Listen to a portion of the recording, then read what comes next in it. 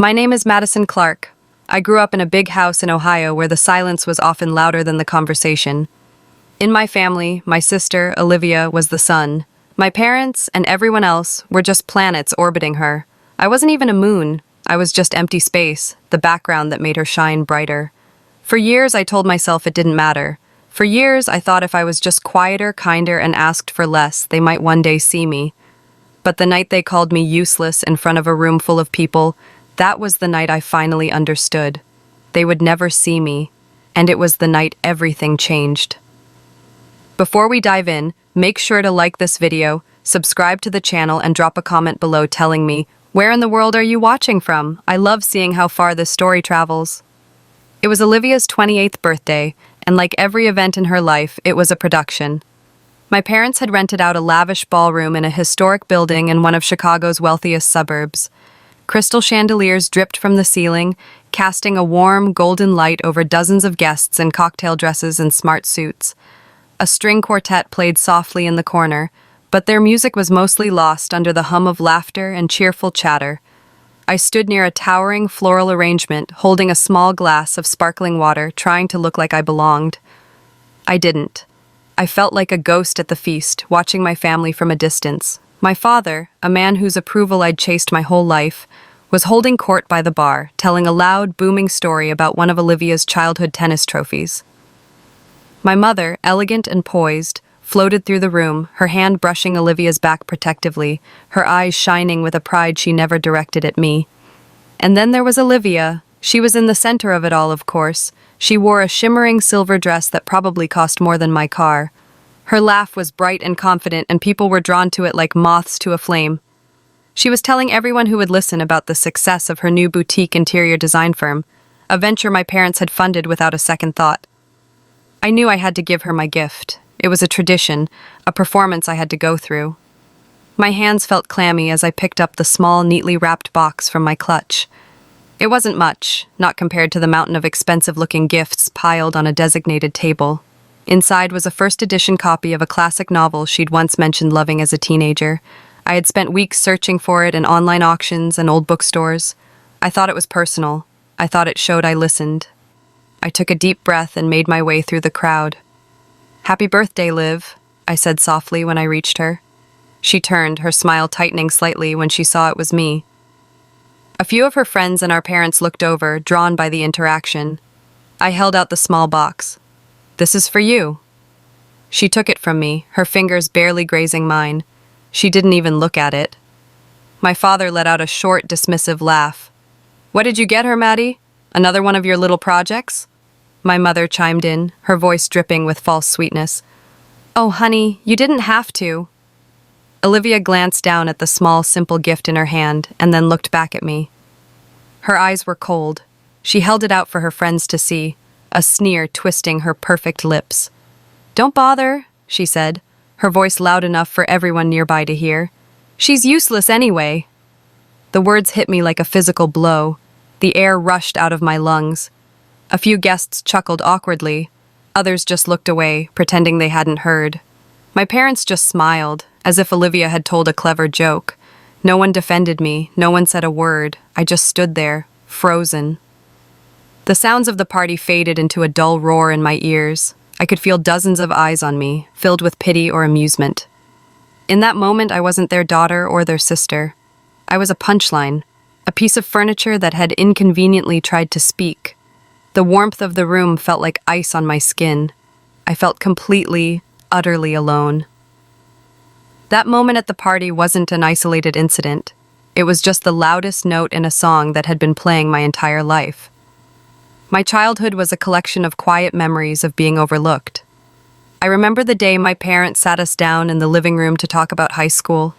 I was 14, Olivia was 15. They were glowing.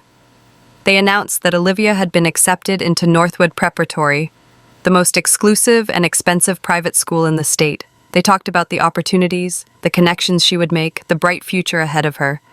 They had already paid the tuition in full.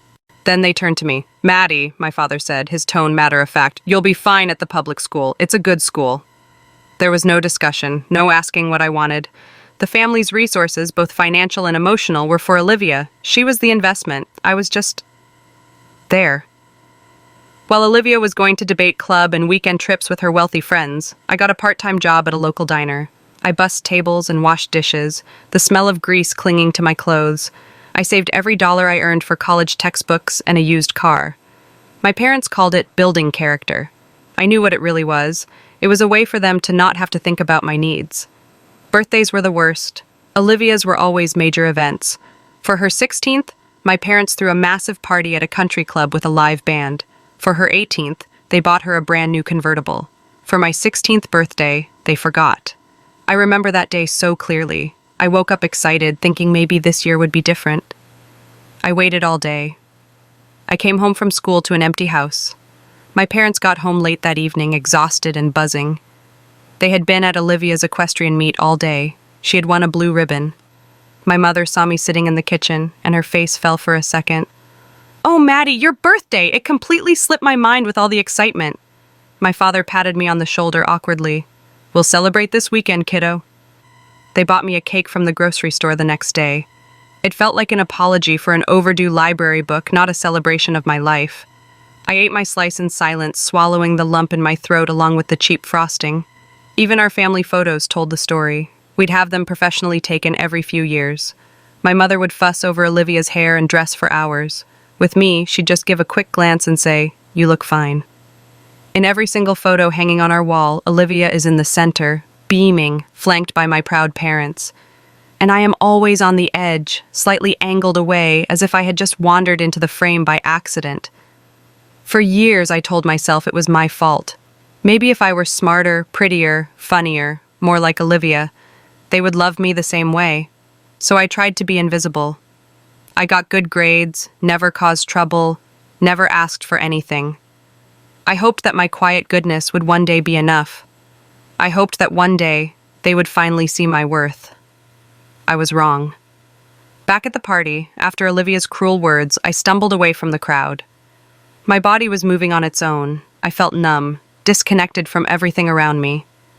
I ended up in a small, quiet alcove near the service bar, hiding behind a potted palm. I just needed a moment to breathe, to stop the room from spinning.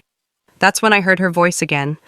Olivia was standing just a few feet away, her back to me, talking to a circle of her admiring friends.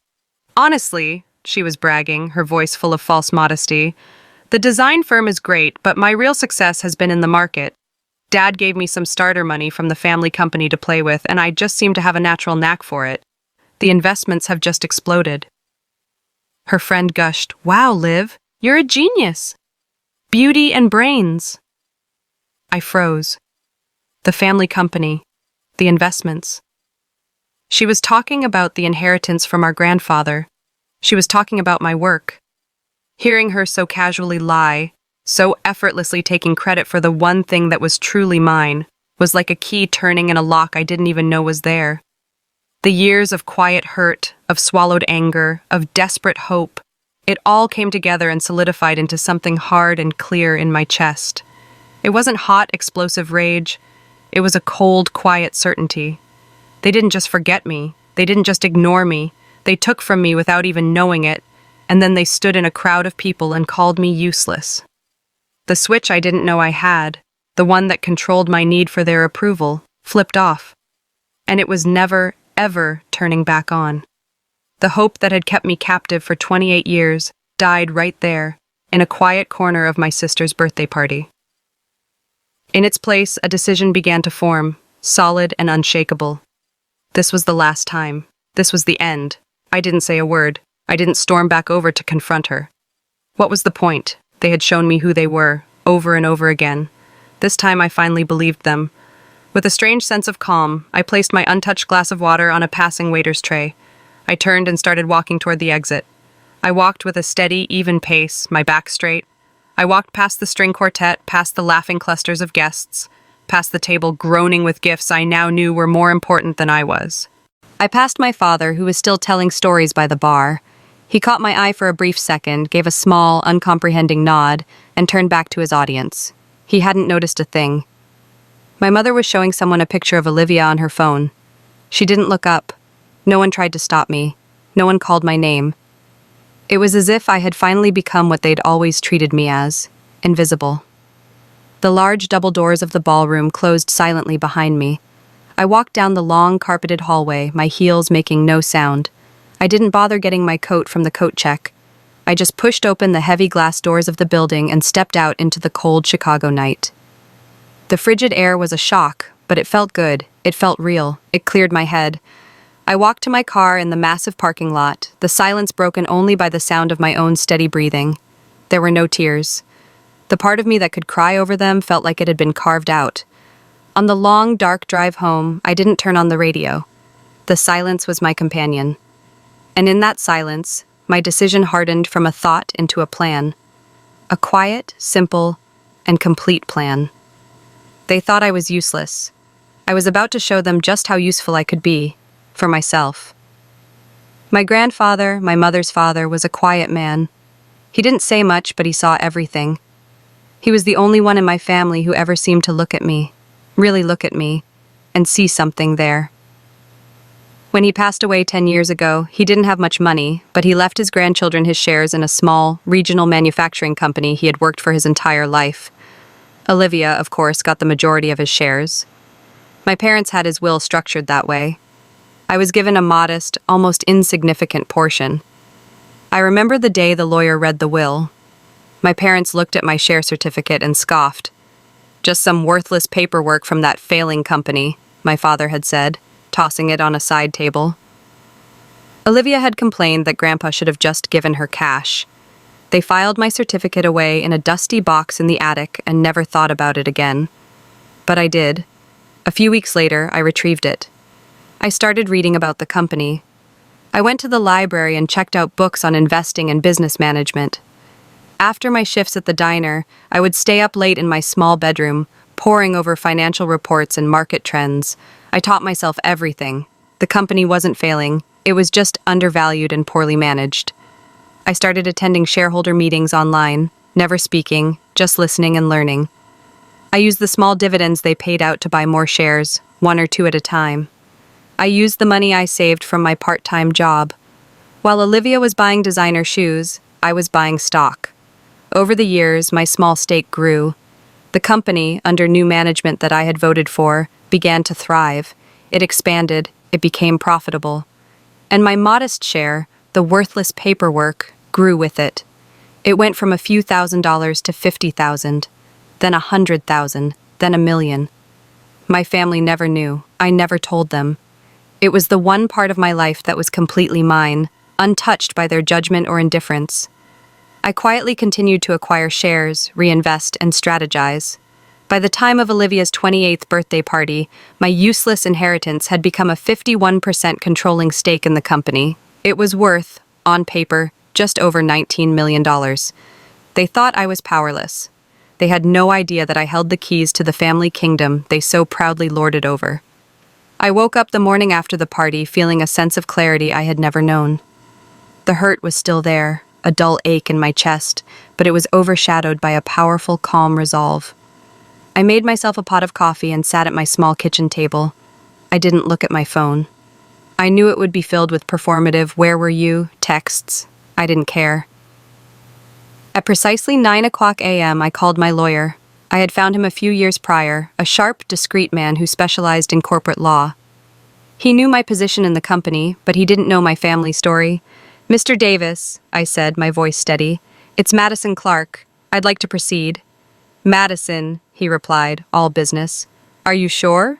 This will be an aggressive move." "I am absolutely sure," I said. "Please initiate the freeze on all joint accounts tied to company funds, effective immediately." Because my parents and Olivia used the company's success to secure their personal lines of credit and fund their lavish lifestyles, much of their liquid wealth was tied up in accounts I now legally controlled. Freezing them was my right as the majority shareholder. "It will be done within the hour," he said. And it was. The first sign that it had worked came around lunchtime. A text from my mother. "Maddie, my card was declined at the grocery store." So embarrassing. "Can you check if something is wrong with our account?" I didn't reply. An hour later, a call from my father. I let it go to voicemail. "Madison, what the hell is going on? The bank just called about a halt on the business loan for Olivia's new storefront. Call me back immediately, this isn't funny." Then came the flood from Olivia, a string of texts. My credit card isn't working. Fix it. Followed by, I'm at a meeting and I can't pay for lunch. This is humiliating. And finally, where are you? Dad is freaking out. Their world of effortless comfort, a world built on a foundation I had secretly managed, was starting to crumble. Their lavish spending had screeched to a halt, and this was only the beginning. Just cutting off their funds wasn't enough. That would lead to a fight, to negotiations, to them trying to manipulate me back into my old role. I wasn't interested in a fight, I was interested in a conclusion. For months, a rival manufacturing firm had been quietly trying to acquire our company. My father had always spoken of their CEO with contempt, mocking him at industry events. Olivia had once laughed in his face at a charity gala. They were everything my family despised: new money, aggressive, and smarter than them. They had made a very generous offer for a controlling stake. I had been holding on to it, unsure of what to do. Now I knew. I called my lawyer again that afternoon. "Mr. Davis," I said, "that offer from Sterling Investors, is it still on the table?" There was a pause on the other end of the line. "Yes, I believe so. It's a very strong offer, Madison. You know what this would mean." "I do," I said. "It means I'm selling, all of it, my entire $19 million stake." "To them?" he asked, a hint of surprise in his voice. "Your family's biggest rival?" "Yes," I replied, a small, sad smile on my face. "To them. Please draw up the paperwork. I want it done by the end of the day." The deal was clean, legal, and final. I signed the documents electronically from my laptop. With a few clicks of a mouse, I sold the company that my grandfather had helped build, the company my family saw as their birthright. I didn't just take away their allowance, I sold the entire bank. The next morning, my phone looked like it was having a seizure. It was buzzing and lighting up non-stop on my nightstand. I picked it up and looked at the screen. 14 missed calls from my mother, 23 from my father, dozens from Olivia, and a flood of voicemails. I made myself another pot of coffee, took it out to my small balcony, and decided to listen. The first was my mother, her voice tight with panic, then dissolving into tears. "Madison, how could you? How could you do this to your family? After everything we've done for you, you've destroyed us." "Everything you've done for me," I thought. The irony was bitter. The next was my father, and his voice was pure rage. He wasn't yelling, he was roaring. "You ungrateful little brat! Do you have any idea what you've done? You betrayed your own blood. You sold us out to our enemies. When I get my hands on you—" I deleted it halfway through.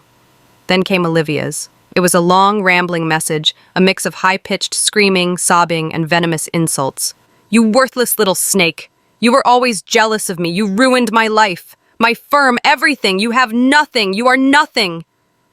For the first time in my life, their words had no power. I didn't tremble. I didn't cry. I didn't feel a shred of guilt. I just listened to the raw, unfiltered sound of their consequences. They weren't angry that I was hurt. They were angry that I had taken away their toys. They were angry that the person they saw as useless had all the power. I sat there on my balcony, sipping my coffee as the sun came up, and listened to the storm I had created. And when the last voicemail was done, I deleted them all, one by one.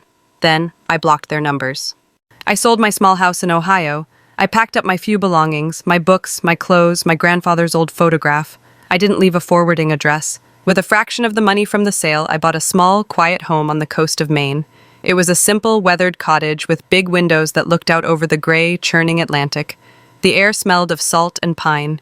It was the most beautiful place I had ever seen. I didn't buy fancy cars or designer clothes. I lived simply. My peace didn't come from the money. It came from the silence. It came from waking up in the morning and knowing that my day belonged to me, and only me. There were no expectations to manage, no passive-aggressive comments to endure, no desperate need for a crumb of affection. There was just the sound of the waves on the shore. I poured my energy, and a significant portion of my money, into starting a small foundation. It provides grants and support for women who have been silenced, dismissed, or emotionally abused by their families, women who are made to feel useless. Helping them find their footing, their voice, and their independence gave me a purpose I had never imagined. It turned my pain into something constructive. My freedom wasn't about revenge, it was about release. It was about finally closing a door on a room where I was never truly welcome and walking out into the open air. Sometimes I sit on my porch, wrapped in a blanket, watching the tide go out. I think about my family, not with anger or hate anymore, but with a kind of distant sadness. They will likely never understand what they did. They will only ever see me as the one who betrayed them. They will never see the quiet girl they broke piece by piece until she had no choice but to rebuild herself into someone they couldn't recognize. Family may call you useless. They may push you to the edge of the photograph and forget your birthday. They may take credit for your secret work and laugh when you offer them a piece of your heart. But their words are a cage only if you let them be. Silence, strength, and action speak louder than their cruelty ever will. If you've ever been underestimated, if you've ever been made to feel invisible, know this. Your worth doesn't need their permission. You don't need them to see you. You only need to see yourself. And once you do, you can build a world so full and bright, their shadows can no longer reach you.